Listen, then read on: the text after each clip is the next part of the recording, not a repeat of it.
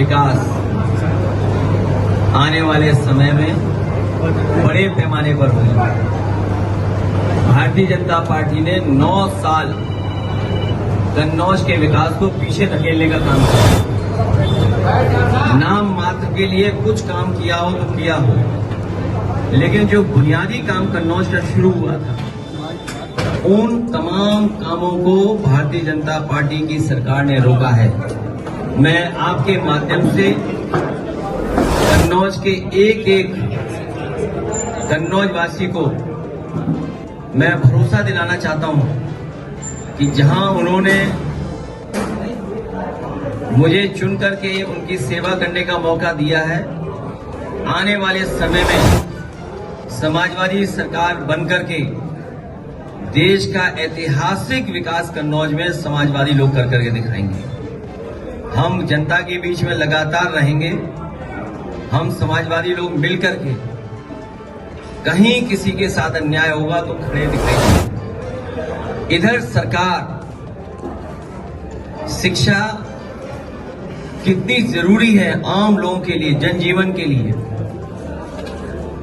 एक विकास की सबसे महत्वपूर्ण कड़ी अगर कोई है तो वो शिक्षा है। उस शिक्षा पे हमला करने का काम भारतीय जनता पार्टी के लोग कर रहे हैं, और वो भी कहां की प्राइमरी एजुकेशन, बुनियादी एजुकेशन। सोचिए, पिछला चुनाव में यही तो कहते थे हम लोग कि संविधान खतरे में है। राइट टू एजुकेशन संविधान के तहत कानून है जिसमें हर एक को अधिकार मिला है कि उसकी पढ़ाई कराई जाएगी। Right to education, primary education. और जब ये संस्थान बंद होंगे तो सोचिए गरीब और खासकर पीड़ित परिवार के बच्चे कहां पढ़ने जाएंगे। हम अपने समाजवादी साथियों से कहेंगे कि एक एक गांव में टीम बनाएं।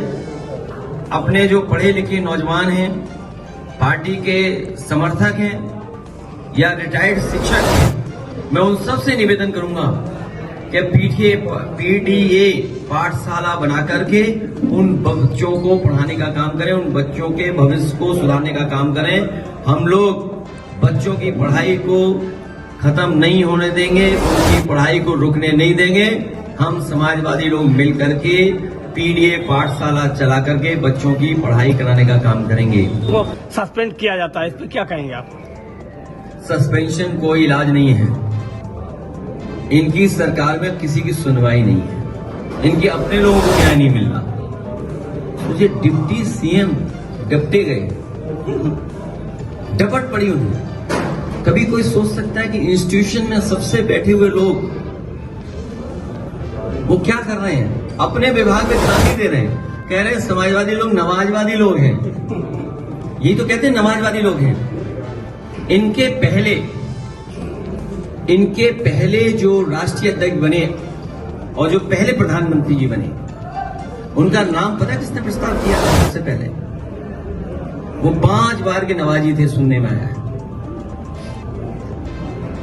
स्वर्गीय पूर्व प्रधानमंत्री अटल बिहारी वाजपेयी जी जब राष्ट्रीय अध्यक्ष बनाए गए थे, उस समय उनके नाम का प्रस्ताव रखने वाले पहले व्यक्ति 5 बार के नवाजी थे।